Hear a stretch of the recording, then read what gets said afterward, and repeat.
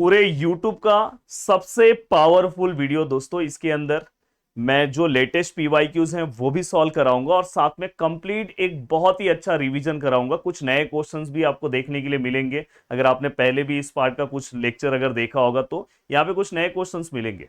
साथ में दोस्तों लाइव सेशन कल 8 बजे, वहां पे भी मैं इसके अलावा भी और कुछ पीवाईक्यूज जो रहते हैं वो मैं कवर कराता हूं, जो सच में पेपर के लास्ट मोमेंट पे जरूरी होते हैं। वो ये एक वीडियो ये देख लो, कल का एक लाइव सेशन देख लो, बस आपका काम खत्म। तो प्लीज उस लाइव का लिंक मैं आपको दे रहा हूं, फटाफट हर बच्चा जाके उस वीडियो को लाइक कर देगा। अगर उस पे दोस्तों 1000 लाइक हो गया तो कल मैं पक्का लाइव आऊंगा।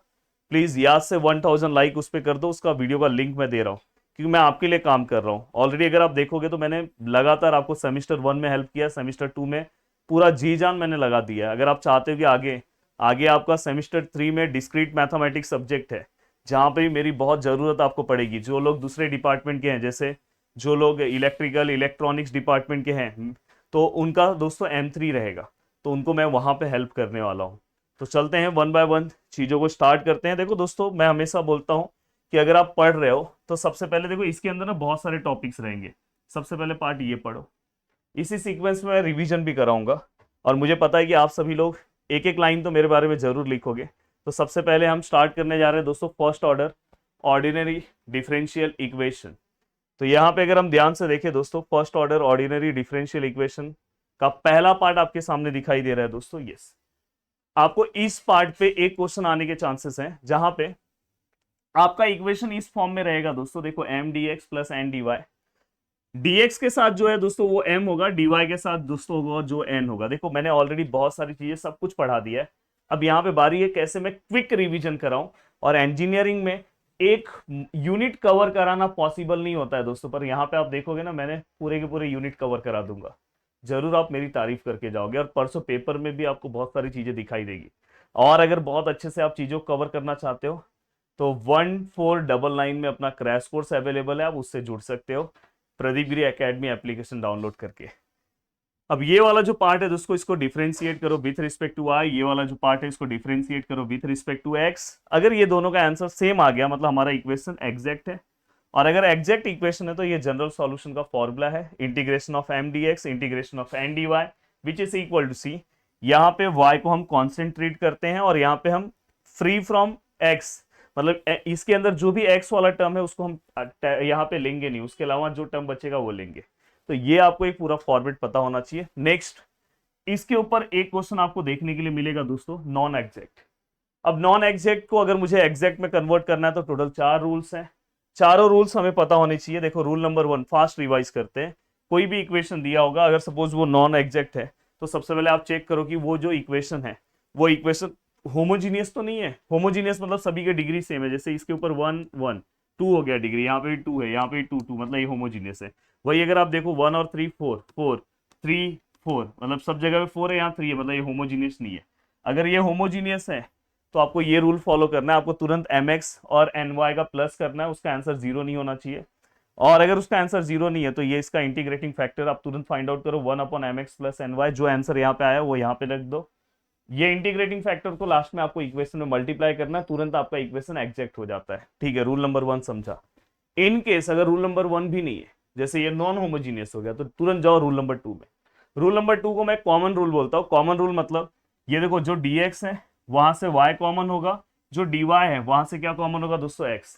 अगर ये कॉमन है, जैसे यहाँ से y कॉमन है और यहाँ से दोस्तों x कॉमन है, अगर ऐसे कॉमन हो रहा है तो समझ जाना ये रूल 2 है। यहाँ पे जो पार्ट है दोस्तों, बस यही पार्ट यहाँ माइनस फॉर्म में, तो इसका integrating factor 1/mx minus ny। अब यहाँ पे अगर सपोज रूल 1 नहीं है, रूल 2 नहीं है, तो रूल 3 रूल 4 बच गया। अब रूल 3 रूल 4 लगभग सेम होता है, इसमें कोई बेसिक रूल नहीं है, पर हम एक रूल लेके चलते हैं। पर कभी कभार वो रूल रॉन्ग भी हो जाता है, बट 99% केस में चल जाता है। जैसे ये n है और ये m है, दोनों में से जो हमें छोटा दिखाई दे, दोनों में से छोटा सर n दिख रहा है, तो हमेशा यहाँ पे डिवाइड पे n होगा। अब यहाँ पे देखो फिर हम क्या करेंगे, इस वाले पार्ट का पार्शियल डिफरेंशिएशन ले लेंगे, इस वाले पार्ट का, इसमें से इसको माइनस करेंगे, जो पीछे पार्ट है उसी का पार्ट हम डिवाइड में रखते हैं। और इसके नीचे क्या है दोस्तों, x है, तो यहाँ पे x के फॉर्म में आंसर आना चाहिए, या तो कांस्टेंट। अगर आ गया तो हम इसका इंटीग्रेटिंग फैक्टर इस फॉर्मूले से निकालेंगे, e raise to integration of F D X. अगर सपोज ये दोनों पार्ट में ये वाला पार्ट छोटा है तो हम ये वाले पार्ट को फिर हम इसका पार्शियल डिफरेंशिएशन में से इसको माइनस करेंगे। देखो पहले एन है फिर एम है और ये वाला पार्ट यहाँ नीचे है, यहाँ पे वाई है तो आंसर में वाई आना चाहिए या तो कांस्टेंट, और ये इसका इंटीग्रेटिंग फैक्टर का फॉर्मूला है।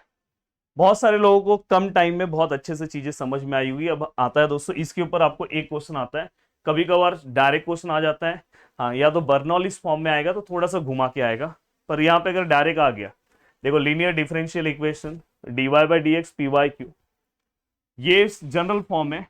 यहाँ पे p और q हमेशा अगर ये y है तो ये दोनों x के फॉर्म में होने चाहिए या तो कांस्टेंट होने चाहिए।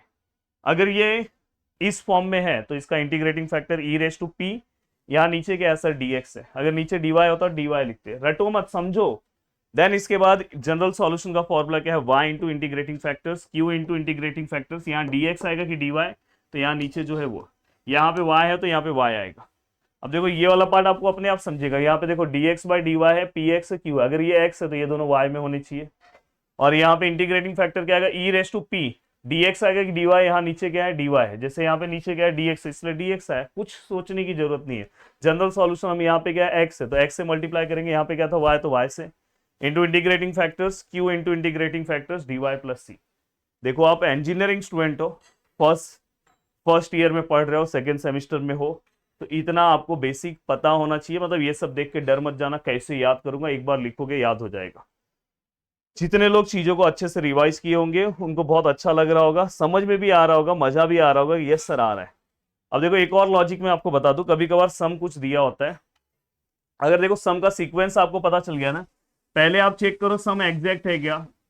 अगर सपोज सम एग्जैक्ट नहीं है तो आपको तुरंत क्या करना है, एग्जैक्ट के नॉन एग्जैक्ट के दोनों टोटल 4 टाइप्स है। पहले आप rule number first homogeneous check करो, होमोजीनियस नहीं है तो आप दूसरा कॉमन चेक करो, तीसरा आप क्या करो रूल थर्ड चेक करो, रूल 4 नहीं है तो उसके बाद आपको चेक क्या करना है लीनियर। ये आपका सीक्वेंस होना चाहिए, बट लीनियर को आप दूसरे तरीके से ही पकड़ सकते हो। जैसे यहाँ पे देखो सम है, ये dx में अगर आप देखोगे इसमें xy का टर्म है, इसमें भी xy का टर्म है, तो मतलब ये एग्जैक्ट से सॉल्व होगा।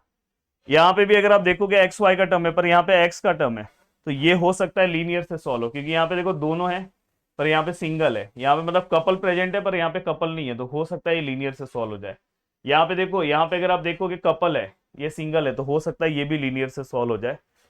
तो ये चीज का आपको ध्यान रखना है कि अगर कहीं पे अगर सिंगल पार्ट दिखाई दे, जैसे ये सिंगल दिखाई दिया, तो हो सकता है ये सम लीनियर से सॉल्व हो, बट ये सम कभी भी लीनियर से नहीं सॉल्व होगा। ये चीज ध्यान रखना, ये थोड़ा सा हिंट है, इसमें कोई स्पेसिफिक हिंट नहीं रहता, यही एक हिंट है जो आपको पता होना चाहिए।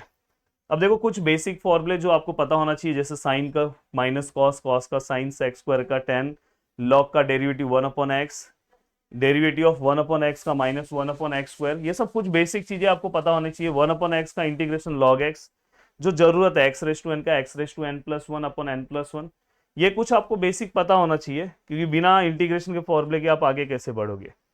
देखो आपके ही पेपर में SPPU में ही मार्च 2025 में ये क्वेश्चन आया, मतलब अभी रिसेंटली जो लोगों को पुराना सिलेबस था तो इनसेम में उनको ये लेसन हुआ करता था, तो हमें अब तो ये लेसन एंड सेम में दे दिया है, तो हम क्वेश्चन तो उसका ले सकते हैं। तो ये सेम सम आया था। अब देखो क्वेश्चन इस फॉर्मेट में दिख रहा था, ऐसे फॉर्मेट में अगर क्वेश्चन दिखा तो पहले आप dy से इसको मल्टीप्लाई करो, इसको dx से मल्टीप्लाई करो, dx वाला टर्म ऐसे ही रखो, ये वाले को वहां भेजो, ये पूरा फॉर्मेट में बन गया। अब ये आपको समझा है, यहाँ पे dx के आगे जो पार्ट है वो m है, dy के आगे जो पार्ट है वो n है। एक चीज का ध्यान रखना, माइनस साइन अंदर लेना मत भूलना, ये माइनस माइनस, ये माइनस हो जाएगा, minus minus plus, minus minus plus. अब यहाँ पे इसको हम डिफरेंशिएट करेंगे विथ रिस्पेक्ट टू y, इसको डिफरेंशिएट करेंगे विथ रिस्पेक्ट टू x। अगर जैसे ही हमने डिफरेंशिएट किया, देखो विथ रिस्पेक्ट टू y, मतलब y वाले पार्ट को बस आपको सॉल्व करना है, जहां पे x है वो 0 हो जाएगा। हाँ, पर अगर x y के साथ है तो 0 नहीं होगा, जैसे ये यहाँ पे y नहीं है तो ये डायरेक्ट 0, यहाँ पे y है तो 2y हो जाएगा, जैसे x स्क्वायर का 2x। यहाँ पे देखो x है पर वो y के साथ है तो x 0 नहीं होगा, तो वो x वैसे ही रहेगा, बस y का सॉल्व होगा, y का क्या आएगा 1। तो फाइनली हमने ये लिखा, देखो n है, डिफरेंशिएट करो विथ रिस्पेक्ट टू x, 0 हो जाएगा। अब बस हमारा फोकस x पे होगा, x का 1 होगा तो 2y वैसे ही रहेगा, x का यहाँ पे क्या 3x स्क्वायर होगा। तो फाइनली ये दोनों का आंसर सेम है, मतलब एग्जैक्ट है। देखो दोनों के आंसर सेम है, एग्जैक्ट है, एग्जैक्ट है, तो मतलब ये फॉर्मूला। m मतलब दोस्तों ये वाला पार्ट, m वाला पार्ट कहाँ गया, ये n लिखते टाइम हम क्या करेंगे, जिसमें x है वो नहीं लिखेंगे, ये नहीं लिखेंगे, इसमें देखो x है भले ये y है फिर भी ये नहीं लिखेंगे, बस ये लिखेंगे -1। अब यहाँ पे अगर आप सॉल्व करोगे 1 का इंटीग्रेशन क्या आएगा विथ रिस्पेक्ट टू, मैंने क्या बोला, y कांस्टेंट रहेगा विथ रिस्पेक्ट टू, हमें x सॉल्व कर रहे हैं, तो ये 1 तो कांस्टेंट है तो डायरेक्ट x आ जाएगा। कांस्टेंट का इंटीग्रेशन हमेशा जो पीछे लिखा है वो मल्टीप्लाई कर दो, अगर वहां पे dm होता तो m मल्टीप्लाई कर देते। ये देखो y है, हाँ ये यहाँ पे अगर y है तो y मैंने क्या बोला कांस्टेंट है, तो y स्क्वायर वैसे ही आएगा, बस उसके पीछे x मल्टीप्लाई हो जाएगा। ये 3 और y कांस्टेंट है वैसे ही आएगा, x का क्या आएगा दोस्तों, एक्स क्यूब बाय 3। इंटीग्रेशन में याद है x raise to n plus 1 upon n plus 1 होता है। फाइनली ये 3 कैंसिल, आपका आंसर आ गया। अब यहाँ पे आपने ये इस टाइप का सम सॉल्व किया। अब देखो दोस्तों, इस टाइप की भी चीजें आपको पूछी जाती है। ये देखो अभी ये 2024 में पूछा गया, ये भी एग्जैक्ट टाइप का सम है। तो अब इसके बाद मैं आगे की ओर बढ़ रहा हूँ। अब मैं अगर आगे की ओर बढ़ूँ दोस्तों, तो देखो यहाँ पे ये भी 24 में सम पूछा गया। अब यहाँ पे ये जो सम पूछा गया दोस्तों, देखो सबसे पहली चीज मैंने देखो ये m लिया और यहाँ पे n लिया दोनों को लिखा। दोनों को लिखने के बाद partial differentiation with respect to y with respect to x, ये तो आपको समझा है। दोनों के आंसर सेम नहीं है, मतलब ये क्या हो गया, इक्वेशन नॉन एग्जैक्ट हो गया। अब देखो ये देखो X square with respect to y है तो ये 0 हो जाएगा, y है तो 1 हो जाएगा, तो ये -3x। ये क्या हो जाएगा दोस्तों, एक्स वाई स्क्वायर का 2y, सॉल्व किया तो ये आएगा। विथ रिस्पेक्ट टू x है तो एक्स स्क्वायर का 2x, x का 1 तो ये डायरेक्ट 2y, पूरा सॉल्व करेंगे तो ये दोनों आंसर डिफरेंट है, नॉन एग्जैक्ट हो गया। अब हम क्या करेंगे दोस्तों, हमेशा टाइप चेक करो कि टाइप के टोटल 4 टाइप्स में से कौन सा टाइप है। पहला टाइप डिग्री 2 है, 1 और 1 डिग्री 2 है, डिग्री 2 है, डिग्री 2 है, डिग्री 2 है, यस होमोजीनियस है। देखो मैं आपको तरीका सिखा रहा हूँ, अब आप कोई भी सम सॉल्व कर सकते हो अगर आपको मेथड पता है। होमोजीनियस में हम क्या करते थे, M X plus N Y का हम वैल्यू निकालेंगे, तो यहाँ पे देखो m का जो भी वैल्यूज है वो हम लिखेंगे, x से मल्टीप्लाई करेंगे, n का जो भी वैल्यू y से मल्टीप्लाई करेंगे, इसको अंदर मल्टीप्लाई करोगे तो ये पार्ट आएगा ये। देन दोस्तों इसके बाद ये देखो ये दोनों ये और ये सेम है, देखो ना ये एक्स स्क्वायर वाई है तो ये वाई एक्स स्क्वायर मतलब सेम ही है, अपोजिट साइन है तो कैंसिल हो जाएंगे। ये देखो ये 2x Y square opposite sign है, कैंसिल। एक्स क्यूब बचेगा, एक्स क्यूब बचा मतलब ये 0 नहीं है, तो हम यहाँ पे इंटीग्रेटिंग फैक्टर्स ले सकते हैं। तो ये फॉर्मूला है 1/mx plus N Y, just देखो हमने यहाँ पे वो लिखा। अब मैंने क्या बोला था, ये पूरा पार्ट हमारे मेन इक्वेशन से मल्टीप्लाई हो जाएगा। देखो multiply integrating factor in equation 1, देखो यहाँ पे ये 1 है, मतलब ऊपर एक्स स्क्वायर के नीचे हम एक्स क्यूब ले लेंगे, सभी के नीचे एक्स क्यूब हमने ले लिया, सभी के नीचे। अब बस ये देखो ये एक्स क्यूब कैंसिल करोगे, ये सब एक्स क्यूब, यहाँ एक्स है इसमें से एक्स क्यूब कैंसिल करोगे, एक्स स्क्वायर आएगा, ये सब तो आपको आएगा, कैंसिल करो ये पार्ट आए। अब बस क्या करो, ये डायरेक्ट आपको एग्जैक्ट मिल गया है, तो आपको क्या करना है, ये x के आगे जो पार्ट है वो आपका m है और ये n है, फिर आपको क्या करना है आगे वही प्रोसीजर फॉलो करना है, m dx n dy। m वाला पार्ट रखा, n वाले में x वाला पार्ट नहीं लेना है, इसमें भी x है इसमें भी x है, दोनों पार्ट नहीं लेंगे, डायरेक्ट 0 होगा, डायरेक्ट 0 है। 1/x का इंटीग्रेशन log x, अगर आप जितने बार प्रैक्टिस करोगे अपने आप आपको याद हो जाएगा। 3y वैसे ही रहेगा, 1/x स्क्वायर का क्या आएगा दोस्तों, तो यहाँ पे 1/x रेस टू n है, या तो आप डायरेक्ट यहाँ पे डायरेक्ट -1/x भी आप ले सकते हो, और ये माइनस की वजह से प्लस हो जाएगा डायरेक्ट, अगर जिसको फॉर्मूला आता है। 1/x क्यूब है, फिर से यहाँ पे देखो ये वाला formula 1/x race to n है, ये अप्लाई किया उसके अकॉर्डिंग, देख लो ना फॉर्मूला -1 n-1, तो यहाँ पे n का वैल्यू कितना 3 है, तो 3 - 1 x रेस टू 3 - 1, बच्चों की तरह बता रहा हूँ, भले ये रिवीजन वीडियो फिर भी। तो फाइनली आपका सिंप्लीफाई करके ये आंसर है। तो इस टाइप में आपको क्वेश्चंस आ सकते हैं, ऐसे मैंने बहुत सारे क्वेश्चंस एप्लीकेशन पे कवर कराए हैं, अगर आपको सॉल्व करना होगा तो आप देख सकते हो। देखो ये भी रिसेंटली मार्च 2025 में पूछा गया है, इतना बहुत ही अच्छे तरीके से मैंने पूरा का पूरा कोर्स ये डिजाइन किया है। अब देखो दोस्तों यहाँ पे ये जो सम है, अगर आप ध्यान से देखोगे ये पूरा का पूरा सम, ऐसा भी सम आया था मार्च 2024 में, बट ये हम लीनियर पार्ट से हम जल्दी सॉल्व कर सकते थे। मैंने क्या बोला है कि जब भी देखो dy के साथ xy वाला टर्म है, dx के साथ सिंगल टर्म है, मतलब इसके साथ तो है ही नहीं कोई टर्म, तो मैंने क्या बोला था जब भी सिंगल प्रेजेंट हो तो लीनियर से भी सम सॉल्व हो सकता है। अब यहाँ पे देखो मैंने dx है, ये dy को यहाँ पे भेजा, फिर हम क्या करेंगे दोस्तों, अगर नीचे dy है, दिखाई दे रहा है कि नहीं, ऊपर dx है, तो इसमें सिंगल टर्म जो है उसको उधर भेजो, ये देखो भेजा। अब ये वाला पार्ट यहाँ लिखा, ये वाला पार्ट यहाँ रखा। अब यहाँ पे प्लस माइनस मत कर देना, क्योंकि बस ये वाला पार्ट को मैंने यहाँ रखा, ये वाले को यहाँ पे। अब यहाँ पे अगर आप समझो ये वाले को यहाँ लोगे, इसका साइन चेंज होगा, इसका साइन बैलेंस हो जाता है। अब ये वाला पार्ट इसकी तरह थोड़ा थोड़ा दिख रहा है, अगर आप देखो dx है x है, देखो ना dx और x है, तो उसके आगे कुछ नहीं है तो p है, p का इसलिए आंसर 1 आएगा। क्यू का आंसर ये आएगा, हमेशा वाई के टर्म में होना चाहिए। पी क्यू हमेशा वाई के टर्म में होना चाहिए, वाई है और या तो कांस्टेंट होना चाहिए, चल जाएगा। फिर integration of e raise to P D A D Y, यहाँ पे 1 तो क्या आएगा e raise to Y. Then general solution अगर हम निकालने की कोशिश करें तो एक्स इंटू इंटीग्रेटिंग फैक्टर्स, क्योंकि यहाँ पे क्या है दोस्तों एक्स है ना, और क्यू इंटू इंटीग्रेटिंग फैक्टर्स, नीचे क्या है दोस्तों डी वाई है। और फाइनली देखो क्यू का वैल्यूज रखा E Y cancel, sec square Y का इंटीग्रेशन 10y हो गया। लीनियर वाला भी पार्ट मैंने आपको बता दिया। वैसे तो आपके एग्जाम में लीनियर वाला पार्ट ऐसे बहुत अलग अलग, ये देखो ये वाला, ये तो एक 2024 में बहुत सिंपल सा सम पूछा गया था, तो इसलिए मैं बोला कि बहुत सारी चीजें तो आप मेरे पीडीएफ से भी रिवाइज कर सकते हो जल्दी जल्दी। देखो एक दो सम आपने सॉल्व किया, बाकी की चीजें आप मेरे पीडीएफ से फट फट रिवाइज कर सकते हो। तो इस तरह से मैंने इतना शानदार पूरा का पूरा पार्ट मैंने आपको कवर करके दिया है, और मुझे उम्मीद है कि आप सभी लोग को ये वाला पार्ट कवर करना चाहिए। अब देखो दोस्तों यहाँ पे देखो, ये मार्च 2023 में ये सेम क्वेश्चन आया था, बट मैं आता हूँ यहाँ पे मार्च सॉरी एक्चुअली मई 2025 लिखा हूँ, ये यहाँ पे आएगा मार्च 2025 में बर्नौलिस का ये क्वेश्चन आया है, तो ये भी मैं आपको रिवाइज करा दूँ। देखो बहुत सिंपल सा सम है, बट यहाँ तक बस सम में नया है, इसके बाद ये सम पूरा का पूरा लीनियर की तरह सॉल्व होता है। देखो ये D Y by D X है, माइनस एक्स वाई है, और यहाँ पे minus Y cube E raise to something है। जब भी यहाँ पे Y raise to N X raise to N वाला पार्ट आ जाए तो समझ जाना ये बर्नौलिस का सम है।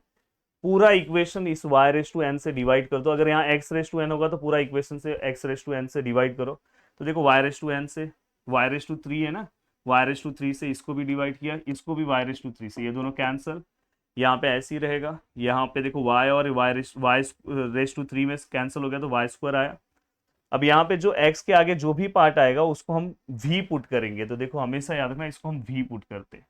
ये बर्नौलिस का फिक्स स्टेप है। ये एक सम से हो सकता है कि आप में से बहुत सारे लोग ने बर्नौलिस नहीं किया होगा, एक सम देख के करने लगेंगे। Then differentiate with respect to x, mostly इसमें हमेशा सजेशन है कि 4 मार्क्स का इजी सम आएगा, बट आपको बर्नौलिस भी देख लेना चाहिए। अब 1 अपॉन वाई स्क्वायर का ये वाले फॉर्मूले के according integration -2 upon Y cube minus N X raise to N plus 1 derivative है। Then D Y by D X है, D V by D X है। हमें रूल वाइज यहाँ पे क्या रखना है दोस्तों, यहाँ पे 1 upon Y cube D Y by D X, तो 1 अपॉन वाई क्यूब, ये -2 नहीं चाहिए उसको वहां भेजा, तो ये वाले पार्ट की जगह पे मैं ये वाला पार्ट रिप्लेस कर सकता हूँ। तो ये देखो ये वाला पार्ट जो है पीछे उसकी जगह पे मैं ये लिखूंगा, तो देख लो ध्यान से कहीं पे लिखा होगा, ये देखो। बाकी ये 1 अपॉन वाई स्क्वायर की जगह पे v आएगा, क्योंकि 1 अपॉन वाई स्क्वायर मतलब v है, तो देखो ये v है और ये समथिंग। अब मेरे को रूल वाइज हमारा क्या इक्वेशन क्या बोलता है, D Y by D X, आगे कोई टर्म नहीं होता तो -2 से पूरे इक्वेशन को मल्टीप्लाई कर दूंगा, ये कैंसिल हो गया, -2 से +2 हो जाएगा, ये माइनस माइनस +2 हो जाएगा, ठीक है।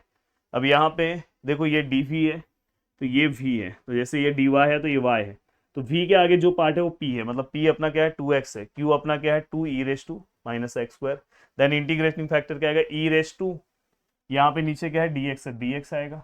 तो यहाँ पे क्या है दोस्तों, अगर आप देखोगे 2x है, 2 बाहर आ गया, x का एक्स स्क्वायर बाय 2 इंटीग्रेशन दोनों कैंसिल हो गया एक्स स्क्वायर।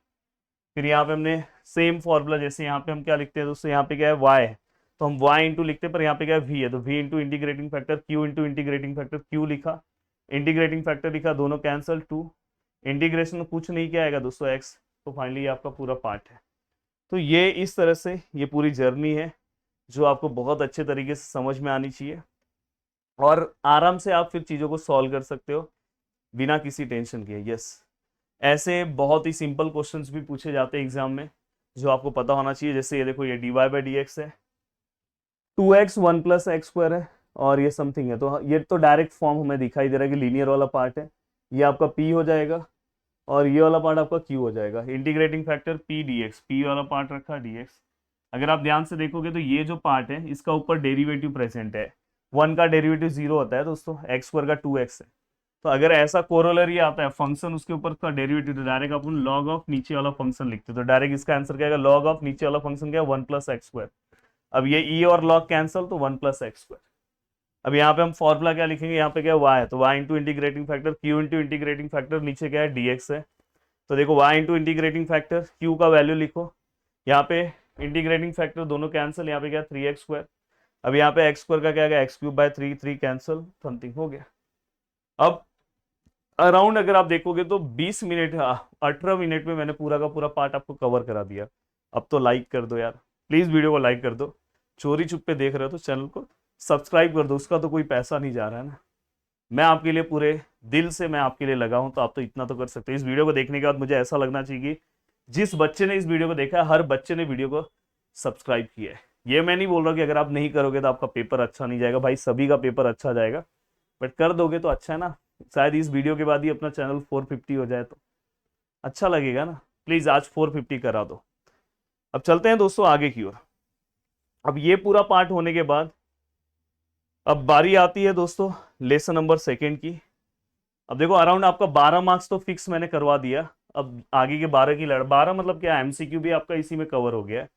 तो मतलब 12 और 2 मार्क्स का एमसीक्यू, मतलब 14 मार्क्स तो आपका फिक्स हो गया है।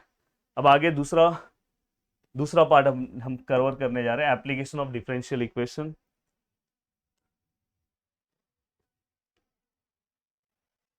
अब अगर आप ध्यान से देखोगे तो एप्लीकेशन ऑफ डिफरेंशियल इक्वेशन, पानी लेकर आओ, तो यहाँ पे अगर मैं 12 मार्क्स के इसके भी क्वेश्चंस आपको दिखाई देंगे और 2 मार्क्स का एमसीक्यू, और तो अच्छे से आपको ये पार्ट कवर करना चाहिए। अब देखो यहाँ पे वन बाय वन अगर मैं चीज़ों को कवर करने की कोशिश करूँ, तो चलो हम चीज़ों को स्टार्ट करते हैं। एक बार थोड़ा सा पानी पी लो, फिर चीज़ों को स्टार्ट करते हैं। चलो भाई चीज़ों को स्टार्ट करते हैं। अब देखो दोस्तों यहाँ पे सबसे पहली चीज़ मैं आपको क्लियर कर दूँ कि आपको देखो ऑर्थोगोनल ट्रेजेक्ट्रीज के साथ न्यूटन लॉ ऑफ कूलिंग का हो सकता है क्वेश्चन आपको दिखाई दे, इसलिए Newton law of cooling cover करना ही। अगर आपने ये 2 टॉपिक कवर किया तो 4 मार्क्स तो आपका कंफर्म है। देन इलेक्ट्रिकल सर्किट अगर आपने कवर किया तो 4 मार्क्स है। एंड दोस्तों इसके बाद हीट वाला पार्ट अगर आपने heat conduction of heat cover कर दिया तो 4 मार्क्स। एटलीस्ट आपको ये 3 और एक बैकअप टॉपिक, मतलब 4 टॉपिक आपको कवर करके रखना चाहिए। पहला टॉपिक है ऑर्थोगोनल ट्रेजेक्ट्रीज, इतना ईजी टॉपिक है कि जिसका मतलब आप सोच भी नहीं सकते हो। देखो कार्टेशियन फॉर्म हमेशा जिसमें एक्स और वाई दिखाई दे और एक कांस्टेंट दिखाई दे।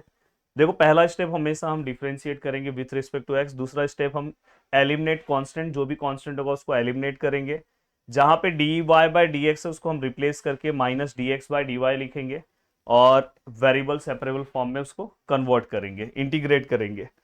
ये जो पार्ट है अगर वो थीटा पोलर फॉर्म में है तो हम क्या करेंगे, differentiate with respect to X नहीं लेंगे, विथ रिस्पेक्ट टू थीटा लेंगे। एलिमिनेट कांस्टेंट, वही सेम स्टेप। यहाँ पे हम D Y by D X को minus D X by D Y लिखते थे, यहाँ पे हम क्या करेंगे, D R by D theta को रिप्लेस करेंगे D theta by D R पर, आगे माइनस आर स्क्वायर है, फिर उसको भी हम वेरिएबल सेपरेबल फॉर्म से सॉल्व करेंगे। अब देखो दोस्तों ये हमारा है find the orthogonal trajectories of the parabola, March 2024, मतलब पिछले बार ही एग्जाम में पूछा गया क्वेश्चन। तो देखो वाई स्क्वायर समथिंग है, ये जो क्वेश्चन है पहला स्टेप मैंने क्या बोला, differentiate with respect to X, Y square का 2y with respect to X bad function है D Y by D X, 4a वैसे ही आएगा, x का 1। नेक्स्ट स्टेप में हम क्या करेंगे, a को रिप्लेस करेंगे, तो यहाँ से a के फॉर्म में इक्वेशन हमने बनाया, कांस्टेंट को रिप्लेस करना है, इसलिए देखो a का वैल्यू यहाँ से हमने इसमें पुट किया, 4 और ये 4 कैंसिल हो गया, समथिंग ये आया। अब ये आने के बाद हम D Y by D X को रिप्लेस करेंगे minus D X by D Y से, किया। अब ये करने के बाद इसको वेरिएबल सेपरेबल फॉर्म में कन्वर्ट करो, कैसे करेंगे, ये देखो y को हमने यहाँ पे भेजा, यहाँ पे x को यहाँ पे भेजा, x वाला पार्ट x के साथ, y वाला y के साथ, इसमें से एक y कैंसिल, ये y और ये वेरिएबल सेपरेबल फॉर्म में हम इंटीग्रेशन लेते हैं दोनों साइड, x का x square by 2, y square by 2, 2 cancel something. अब यहाँ पे नीचे हमें ये इक्वेशन मिला, पूरे इक्वेशन को 2 से मल्टीप्लाई कर दो आपको ये, और हमेशा हम कांस्टेंट को हम c कंसिडर करते हैं। देखो यहाँ पे इसको c भी लिख सकते हो या तो ऐसा भी रख सकते हो गया। सेम टू सेम ऐसा एक क्वेश्चन मैंने पोलर फॉर्म का कराया है, इसलिए मैं बोल रहा हूँ कल का मेरा लाइव सेशन अटेंड करोगे तो उसमें भी कुछ नए क्वेश्चंस आपको देखने के लिए मिलेंगे। अदरवाइज मैंने एप्लीकेशन पे कवर कराया। अगर आपके आजू बाजू कोई आपका दोस्त हो जिसने मेरा कोर्स लिया होगा, पोलर का भी एक क्वेश्चन याद से आपको देख लेना चाहिए, जो रिसेंटली 2025 में आया है। अब देखो दोस्तों इसके बाद आता है Newton law of cooling. Newton law of cooling बहुत ही सिंपल सा टॉपिक है। अगर आप एक सम सॉल्व करते हो तो इस टॉपिक का अगर कोई, जैसे अभी आप यूनिट नंबर फर्स्ट करने जाओगे ना, हर सम नए वेराइटी का सम है, बट यहाँ पे एक बेनिफिट क्या है पता है, एक सम सॉल्व किया तो दूसरा सम भी सेम ही रहेगा, तो ये एक आपको बेनिफिट मिल जाएगा। तो यहाँ पे अगर आप ध्यान से देखोगे, water at temperature of 70 degree Celsius cool down to 50 degree Celsius in 5 minutes. अब देखो दोस्तों ये देखो कूल डाउन है, तुरंत समझ में आ रहा है कि न्यूटन लॉ ऑफ कूलिंग, तो ये आपको डायरेक्ट समझ में आना चाहिए।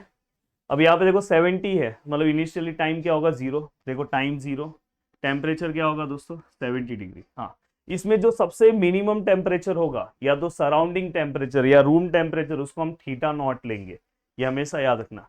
तो कहीं पे देखो, ये देखो यहाँ पे लिखा है सराउंडिंग टेम्परेचर 20 डिग्री और ये सबसे मिनिमम टेम्परेचर है, तो ये क्या हो गया आपका थीटा नॉट। कुछ आपको समझने की जरूरत नहीं है, सब डायरेक्ट और हर एक समय ऐसा ही आता है।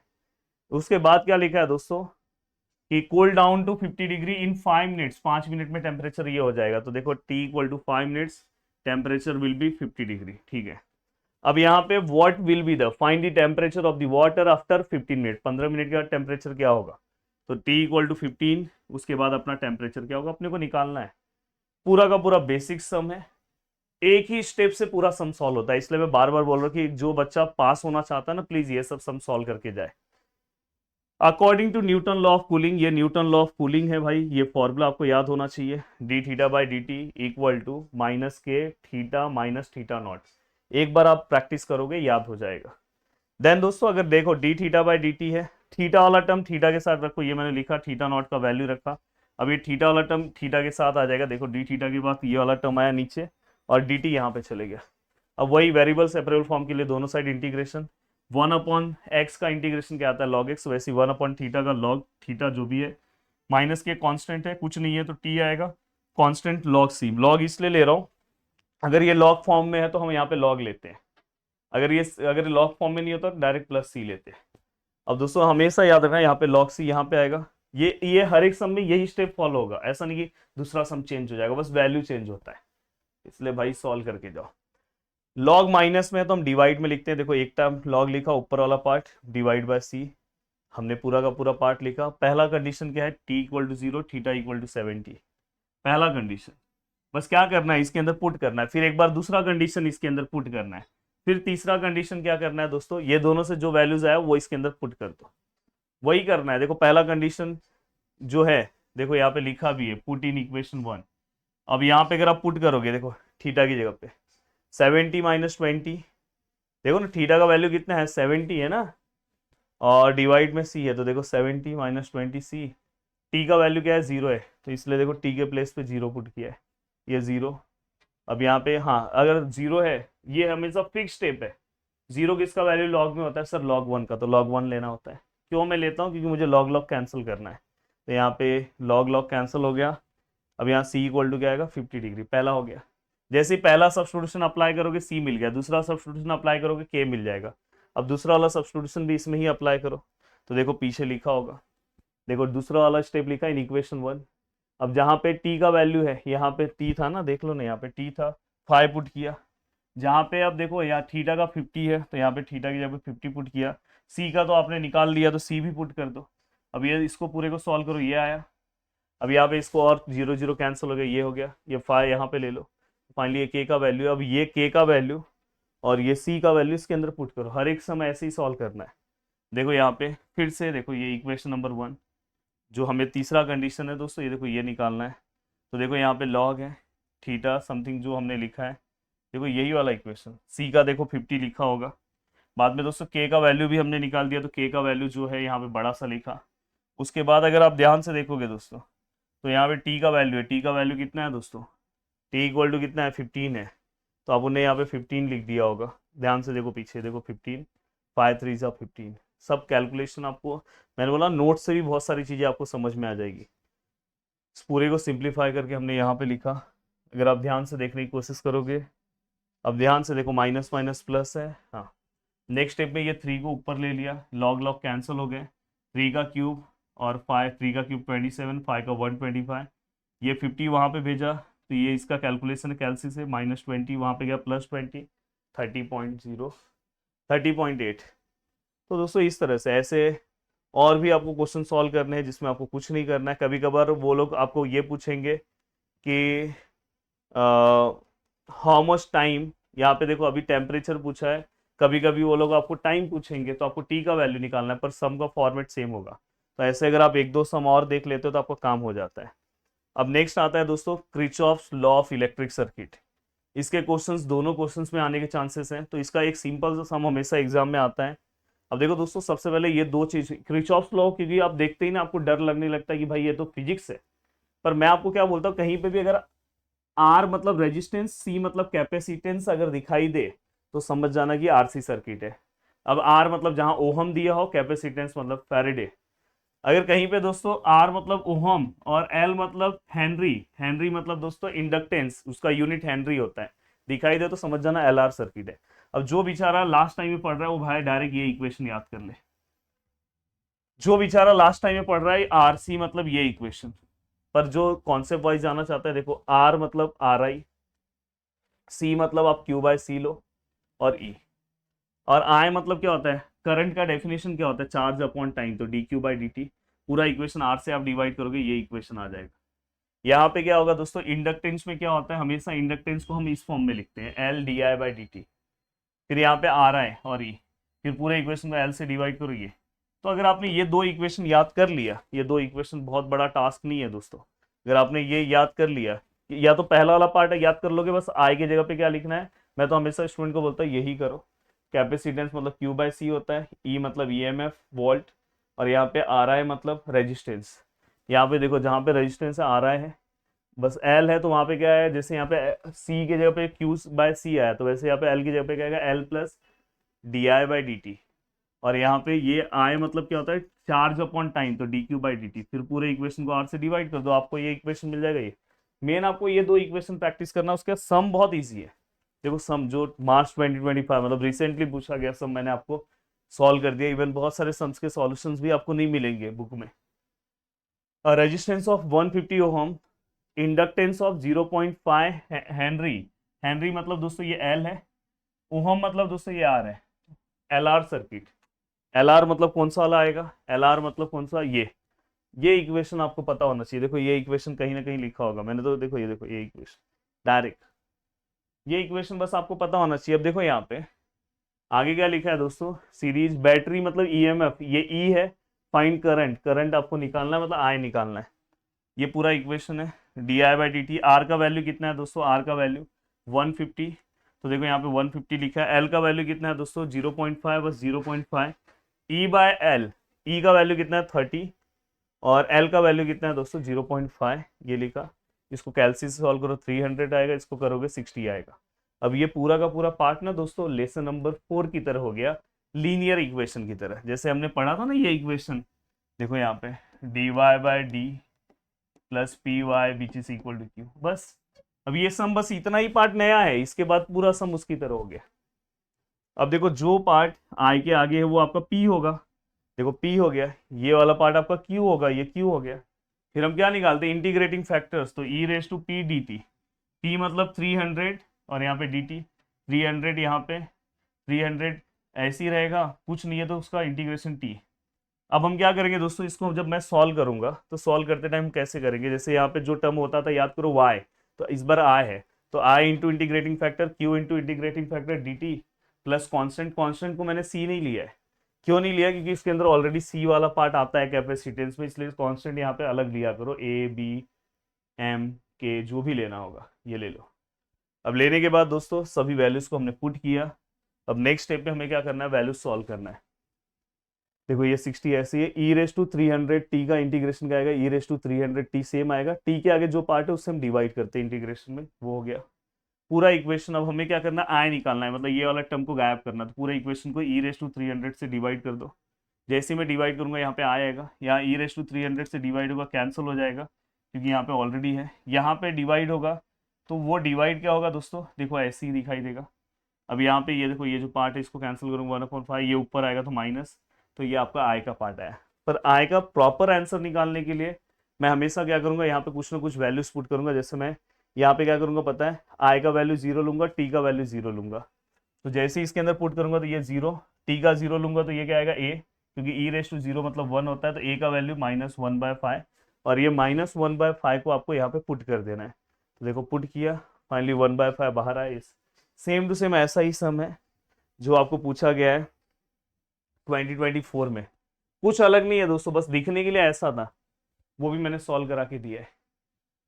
तो ऐसी सम्स आपको बहुत ही इजी स्टेप्स में दिए जाते हैं।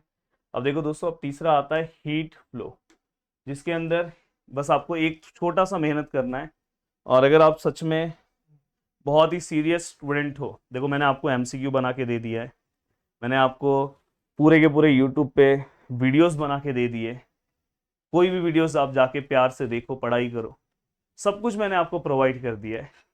तो बस यहाँ पे बस मेरा यही आप लोगों से रिक्वेस्ट है कि थोड़ा सा चीज़ों को ध्यान से देखोगे तो ये चीज़ें भी आपको समझ में आएगी। अब देखो दोस्तों, ये क्वेश्चन मैं आपको समझा रहा हूँ, हीट फ्लो भी आपको करके जाना है। जैसे आपने न्यूटन लॉ ऑफ कूलिंग का कोई भी एक सम सॉल्व कर दो, उसके बाद अब देखो हर एक सम सॉल्व होता है, वैसे ये भी है हीट फ्लो का। पर ये दोनों में से कोई भी एक क्वेश्चन आपको अटेम्प्ट करने के लिए आएगा, मोस्टली ये हमेशा एक दूसरे अपोजिट में रहते हैं क्वेश्चन, बट ऊपर वाला क्वेश्चन किसके साथ आए, इसलिए आपको हमेशा सजेशन देता हूँ कि दोनों करके रखोगे तो अच्छा है। Steam pipe of inner radius 10 centimetre, inner radius इसका कितना है दोस्तों 10 सेंटीमीटर। तो देखो ये स्टीम पाइप है, इसका इनर रेडियस कितना है दोस्तों 10 सेंटीमीटर।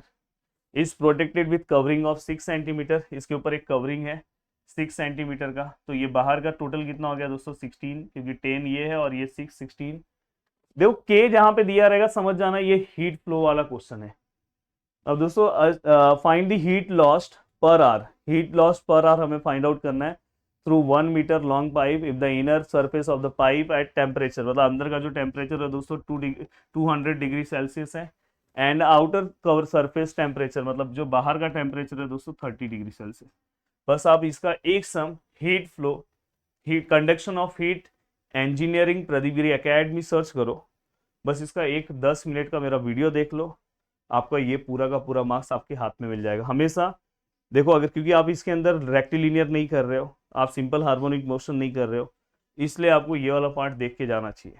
वैसे ये वाला पार्ट कभी कैसे होगा कि हो सकता है ऊपर ऑर्थोगोनल ट्रेजेक्टरीज आ जाए, और दूसरा क्वेश्चन इलेक्ट्रिकल सर्किट आ जाए, और तीसरा ये आ जाए, इसलिए ये करना है।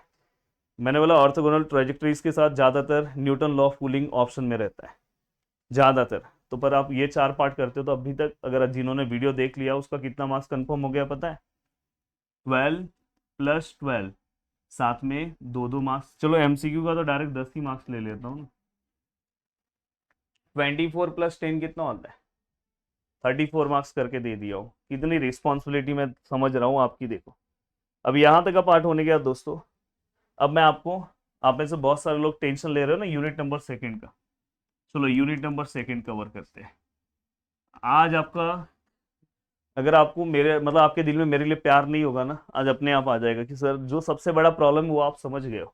यूनिट नंबर सेकंड, जिसमें सबसे ज्यादा मेरे को क्या प्रॉब्लम आ रहा है पता है, क्योंकि सॉलिड ज्योमेट्री पढ़ो, फिर इसके बाद पढ़ो कॉर्ड ट्रेसिंग पढ़ो, रेक्टिफिकेशन पढ़ो, और जाके क्वेश्चन कितना आने वाला है 3 क्वेश्चन अटेम्प्ट करना है। तो थोड़ा दिमाग से चलो, दिमाग से चलोगे तो बहुत अच्छा होगा। दिमाग चलो लेकर आता हूँ, अच्छे से चीजें कवर करते हैं, फिर पहले पीपीटी लगा दो, चलते हैं। देखो सबसे पहले आप ना स्पीयर मत पढ़ने जाओ। अगर देखो मैंने वैसे तो वीडियो सब कुछ अपलोड किया है, अगर आप एक टॉपर हो तो आपको पढ़ के जाना चाहिए, बट अगर आप एक नॉर्मल स्टूडेंट हो, लास्ट टाइम में प्रिपरेशन कवर कर रहे हो, कुछ नहीं पढ़े हो, तो सबसे पहले मेरे हिसाब से आपको कोन का पार्ट, सिलेंडर और कोन का पार्ट कवर करना चाहिए।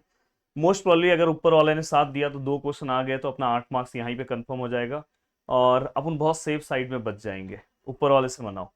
देखो सबसे पहले इसके अंदर क्या चीजें जरूरी है, देखो ये सिलेंडर है, आपको हमेशा कोई भी अगर सिलेंडर का क्वेश्चन आया तो आपको ऐसा ही डायग्राम बनाना है, और डायग्राम बनाना कंपलसरी है, ये ध्यान रखना। तो ये वाला जो पार्ट है दोस्तों, ये हमेशा रेडियस, आपके क्वेश्चन में अगर रेडियस मेंशन है समझ जाना वो पीएम है। तो देखो रेडियस कितना है 2 है, तो देखो यहाँ पीएम का स्क्वायर, 2 का स्क्वायर 4, सबका स्क्वायर निकालना है। बाद में यहाँ पे डायरेक्ट रहेगा cylinder is passing through the point, या axis is passing through the point. तो यहाँ पे आपको इस एक्सिस का इक्वेशन दिया है, तो यहाँ से आप पॉइंट निकाल सकते हो। देखो ये 5 है, 4 है, ये +4 है, तो उसको हम -(-4) लिखेंगे, तो हमारा पॉइंट क्या आएगा 5 4 -4। तो देखो 5 4 -4। अब यहाँ पे ये हमारा हो गया। अब अगर मुझे डीआरएस निकालना है, इसका डीआरएस भी आपको चाहिए रहता है, ये सब कुछ बेसिक चीज है। डीआरएस क्या है, जैसे ये देखो इसके नीचे जो पॉइंट है इसका डीआरएस है ABC, और उससे हमें LMN निकालना है। एल हम कैसे निकालेंगे, 2/√ऑफ इसका स्क्वायर प्लस इसका स्क्वायर प्लस इसका स्क्वायर, तीनों का स्क्वायर ये हो गया। M मतलब क्या आएगा दोस्तों 3/√ऑफ ये जो आया है सेम अंडर रूट। N मतलब ये 2 ये जो रूट नीचे आया वो सेम रूट। तो आपका LMN हो गया आपको एक्सिस का। इसलिए हमेशा कभी कभी जो जैसे गिवन डेटा दिया रहेगा इसके अलावा सम अलग तरीके से बनता ही नहीं है। तो देखो मैं फिर से आपको दिखाना चाहता हूँ, देखो एक प्यारा स्टूडेंट हमेशा मिस्टेक करता है, उसको क्या क्या चीजें पता होनी चाहिए, क्या क्या हमें रिक्वायरमेंट है। सबसे पहले उसको रेडियस दिया होगा, रेडियस अगर फाई दिया तो ये रेडियस है, ये पी है, ये एम है, और दोस्तों ये ए है। इनडायरेक्टली इसके अंदर हमें पाइथागोरस थ्योरम अप्लाई करना होता है, इसलिए आपको सब चीजें पता है। ये वाला पॉइंट या तो आपको बोला होगा कि axis is passing through the point 2,3,5, या तो आपको ऐसा इक्वेशन दिया होगा एक्सिस का, ये वाले पॉइंट से आपको पॉइंट पता करना है। दो ही कंडीशन हो सकता है। तीसरा कंडीशन, जैसे अगर समझो मुझे ये मिल गया 2,3,4, तीसरा आपको क्या करना है, एल एम एन निकालना है, तो आपको कहीं ना कहीं डी आर एस दिया होगा, या तो आपको ऐसा ही बोला होगा D C S proportional to, ऐसा ही बोला होगा। तो देखो ए बी सी दिया है, उससे मुझे इससे निकालना है 2/√ऑफ इसका स्क्वायर, इसका स्क्वायर, इसका स्क्वायर लिया, अपने आप आ गया। वैसे 3 वैसे ही, तो ये हो गया। अब ये होने के बाद दोस्तों, इसके बाद अगर आप ध्यान से देखोगे, देखो पी एम स्क्वायर हो गया। एपी कैसे निकालेंगे, डिस्टेंस हम कैसे निकालते हैं, अंडर रूट लेके, पर मैं अंडर रूट ले नहीं रहा हूँ, इसलिए यहाँ पे स्क्वायर ले रहा हूँ। फिर हम क्या करते हैं दोस्तों, x-5 का स्क्वायर, फिर y-4 का स्क्वायर, z-4 मतलब +4 का स्क्वायर, ये हो गया। अब उसके बाद हम क्या करेंगे दोस्तों, ए एम निकालेंगे। क्या निकालेंगे, ए एम। ए एम हम कैसे निकालेंगे दोस्तों, बहुत सिंपल सा पार्ट है।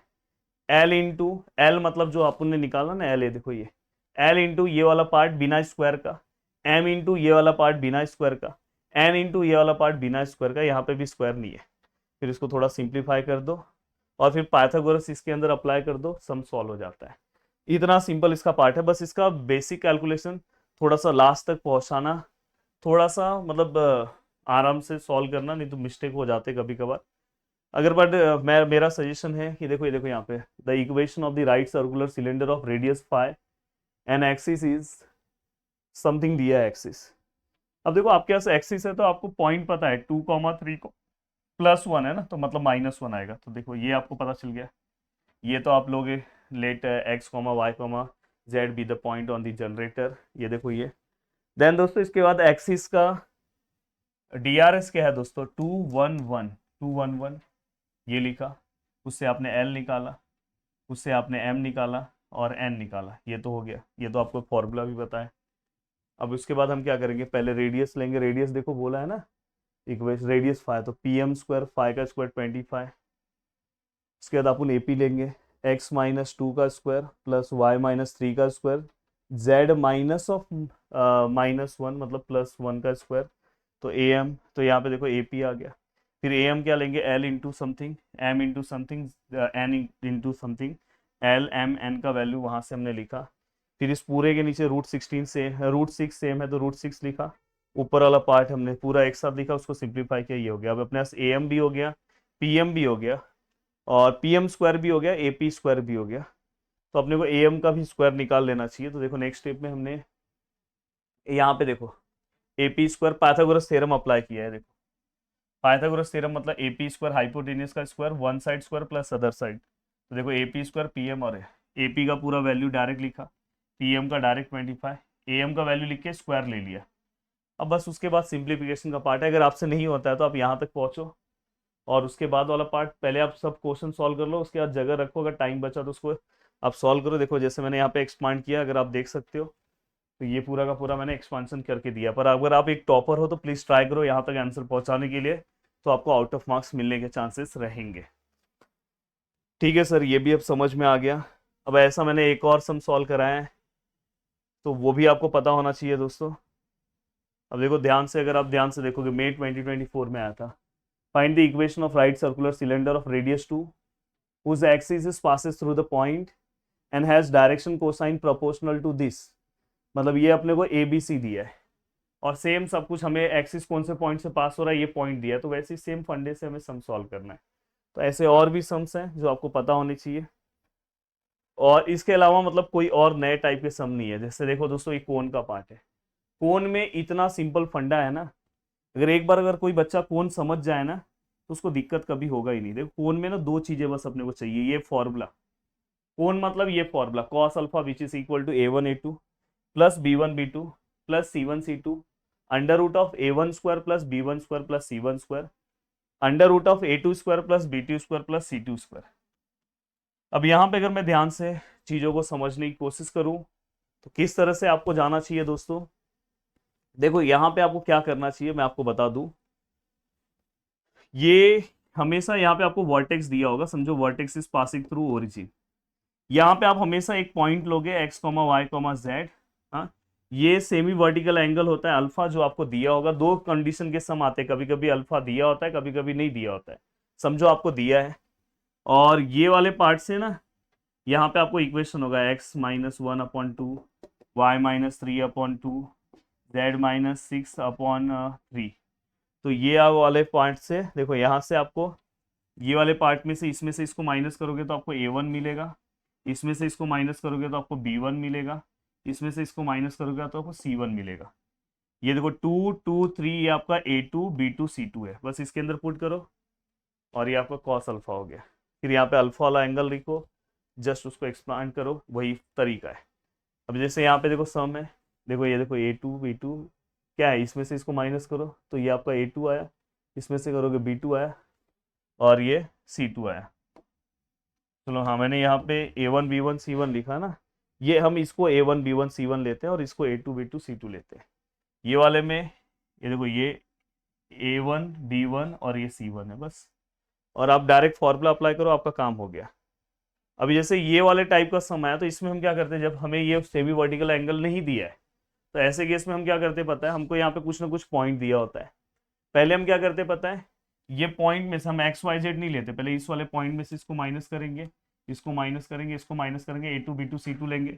ये तो आपका A1 B1 C1 है, इसको हम रख के यहाँ पे अल्फा का वैल्यू निकालते हैं, और फिर इस वाले प्रोसीजर से एक्स वाई जेड लेके फिर सेम सम, फिर से हम A1 B1 C1 यही रहेगा, फिर से हमारा नया A2 B2 C2 नया निकलता है एक्स माइनस वाले से, और सेम फिर हम क्या करते हैं, इस सम को सॉल्व करते हैं। अब जैसे अब देखो सम भी मैं आपको दिखाता हूँ, और प्लीज इस टाइप का अब याद से मेरा वीडियो भी देख लोगे तो भी आपको अच्छे से समझ में आ जाएगा, क्योंकि ये रिवीजन करा रहा हूँ तो यहाँ पे चीजें इसलिए लिख नहीं रहा हूँ। फाइंड राइट सर्कुलर कोन उस वर्टेक्स एट, वर्टेक्स मतलब ये वाला पॉइंट, सेमी वर्टिकल एंगल भी अपने को दिया है, एक्सिस ये एक्सिस भी दिया है। हाँ, मुझे बस कमेंट करके बताओ A1 B1 C1 क्या है। अरे सर पता है ना, A1 B1 C1, देखो कहीं पे मैंने लिखा होगा, कहीं पे मैंने लिखा है, देखो A1 B1 C1 हो गया, आपको आता है। A2 B2 C2 कैसे आएगा, इसमें से इसको माइनस करो, x -1 y -2 z -, मतलब +3, ये भी हो गया, ये भी हो गया, ठीक है। अब cos अल्फा समथिंग फॉर्मूला, अब यहाँ पे A1 A2 B1 B2 C1 C2 सब लिखा। अब यहाँ पे A1 का स्क्वायर, ये सब कुछ स्क्वायर लिया, यहाँ पे अल्फा का वैल्यू लिखा, कॉस और कॉस अल्फा कैंसिल हो जाएगा। देखो अब ये क्या है दोस्तों, बेसिक स्टेप है, स्क्वायरिंग करो रूट हट जाएगा, और देखो ये बेसिक स्टेप्स है, बस सम वहां तक ही है, आगे तो आपका एक्सप्लेनेशन है, आपको क्या करना है, एक्सपांड करना है। अगर आपसे नहीं हो रहा है यहीं तक रखो, पर अगर आप एक टॉपर हो तो आप इसको एक्सपांड करो। अब देखो दोस्तों, यहाँ पे अगर आप ध्यान से देखोगे, देखो मार्च 2024 में भी ऐसा क्वेश्चन आया, find the equation of right circular cone which passes through the point, ये इस पॉइंट से पास हो रहा है, मतलब ये पॉइंट दिया है, and has the axis as the line, ये एक्सिस का डायरेक्ट ये पार्ट दिया, ऐसा भी आ सकता है। तो आपको क्या करना है, 6 3 और 4 का एलसीएम क्या होता है दोस्तों, 12।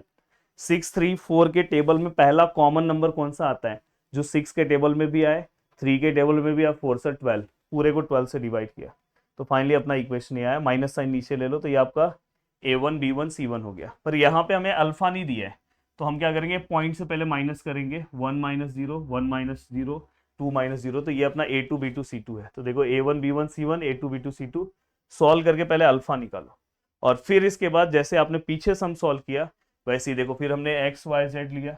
अब हमारे पास ये सेम है, ये वाला जो पार्ट है अपना A1 B1 C1 सेम है, पर हमारा A2 चेंज हो जाएगा। अब x -0 देखो यहाँ पे, अगर आप ध्यान से देखोगे A2 है, देखो यहाँ पे x हो गया, y -0 y हो गया, ये z हो गया।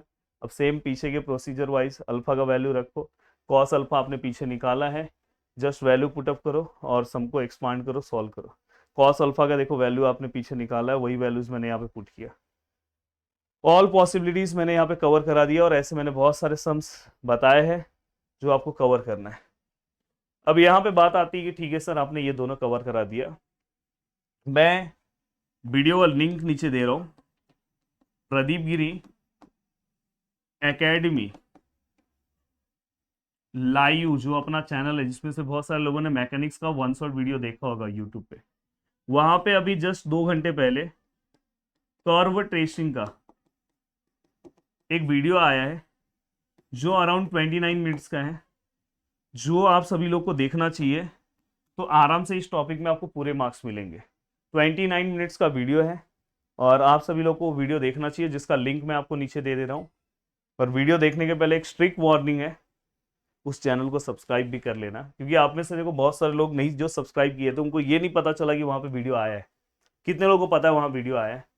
तो कॉर्ड ट्रेसिंग यहाँ पे करना। अब इसके साथ अगर आप ध्यान से देखोगे तो मैंने आपके यूनिट कितने कवर कर दिए। यूनिट नंबर 4, यूनिट नंबर 5 और यूनिट नंबर सेकेंड, जिसका आपको बहुत ज़्यादा टेंशन था। ये पूरे के पूरे 3 यूनिट्स हमने कवर कर दिए। अब बारी कौन सी है दोस्तों? अब बस बारी क्या है, यूनिट नंबर 1 और यूनिट नंबर कौन सा है दोस्तों? यूनिट नंबर 1 के बाद यूनिट नंबर 3। तो ये 2 यूनिट है। कल मेरे पास अगर टाइम मिला, अगर आपने इस वीडियो के नीचे रिस्पॉन्स अच्छा दिखा है, तो वो 2 यूनिट पे मैं एक सेपरेट वीडियो बना दूंगा। और कल वैसे मेरा लाइव सेशन होगा, तो वहाँ पे और भी मैं इस यूनिट के कुछ और भी PYQs है वो सॉल्व कराऊंगा। बट अगर आप बहुत अच्छे से पूरे PYQs चाहते हो तो प्रदीप गिरी एकेडमी एप्लीकेशन डाउनलोड कर लो। वहाँ पे आपकी चीज़ें बहुत आसानी से आपको मिल जाएगा। 51 मिनट्स के वीडियो में लगभग मैंने बहुत अच्छे से अपनी चीज़ें कंप्लीट करने की कोशिश की। प्लीज़ कॉर्ड रेसिंग वाला पार्ट देख के जाना, कार्टिशन पोलार, पैरामेट्रिक भी है, पर कम से कम कार्टिशन एंड पोलार तो देख के जाओ, देखो पेपर में खुश हो जाओगे। और डिस्क्रीट मैथमेटिक्स नेक्स्ट सेमिस्टर का, जो लोग कॉम्स डिपार्टमेंट के हैं, IT डिपार्टमेंट के हैं, AIML और AIDS, भाई आप सभी लोगों को DM करके एक सब्जेक्ट है, हाँ, जिसमें से IT कॉम्स और AIML का शायद सेम है सिलेबस, और IT और AIDS का शायद सेम है। DM करके सब्जेक्ट है जो मैं नेक्स्ट सेमेस्टर का मैं ही पढ़ाने वाला हूँ। बट अभी तक नया सिलेबस आया नहीं है, इसलिए मैंने कोर्स लॉन्च नहीं किया। मेरे एप्लीकेशन के स्टूडेंट मुझे बोल रहे हैं सर DM पढ़ का कोर्स लॉन्च कर दो। बट जैसे ही मेरे पास नया सिलेबस का कॉपी आ जाएगा, तो अगर ये आपके पास किसी के पास है तो हमारी टीम को आप दे दो, क्योंकि मैंने आपके ऑफिशियल साइट पे चेक किया, मुझे मिला नहीं। तो क्योंकि सब्जेक्ट वही रहेगा, कुछ चेंज नहीं होगा। बट ऑफिशियल जैसे ही मुझे पता चल जाएगा टाइम टेबल, मतलब सिलेबस, तो मैं आपका तुरंत वो सब्जेक्ट ला दूंगा, क्योंकि ये पूरा का पूरा मैथ का सब्जेक्ट है और बहुत ही ट्रिकी सब्जेक्ट है। मतलब बहुत सोचना, बहुत दिमाग लगाने वाला पार्ट है, तो जो नेक्स्ट सेमिस्टर में मैं आपको कवर कराने वाला हूँ। तो इसलिए जैसे ही उसका पार्ट मिले उस दिन मैं कोर्स लॉन्च करूँ, तो थोड़ा एक्टिव रहना एप्लीकेशन पे भी। आने वाले 5-6 दिन में मैं लॉन्च कर दूँ, तो उस दिन सबसे मिनिमम प्राइस रहेगा, तो आपको बहुत ज़्यादा बेनिफिट होगा। और जो लोग आज एप्लीकेशन पे हैं उनको पता है कि एप्लीकेशन में मैंने क्या चीज़ें यूट्यूब के कंपैरिजन में मस्त वाली प्रोवाइड की है, उनसे आप मिलोगे तो पता है। तो जरूर जो एप्लीकेशन पे आता है तो उसको और स्पेशल चीज़ें मिलती है, आपका मेहनत बहुत कम हो जाता है। आज आप जो टेंशन में हो ना, जो लोग एप्लीकेशन पे स्टार्टिंग से मेहनत कर रहे हैं वो बच्चे नहीं है। पर मैं चाहता हूँ कि आप बेचारे, आप भी लोग अच्छे से पढ़ो, इसलिए मैं देखो मेरे दिल में आपके लिए भी प्यार है, मैं आपके लिए भी आया हूँ। और जो लोग इलेक्ट्रिकल डिपार्टमेंट से, इलेक्ट्रॉनिक डिपार्टमेंट से, ENTC डिपार्टमेंट से, भाई आपका M3 का भी कोर्स आने वाला है। बिल्कुल टेंशन नहीं लेना, आपको रिक्वेस्ट मत करो, मैं आपके लिए करूँगा। बस आप इस वीडियो के नीचे प्यार दिखाओ, सब्सक्राइब करके जाना। चलो बाय बाय, जय हिंद।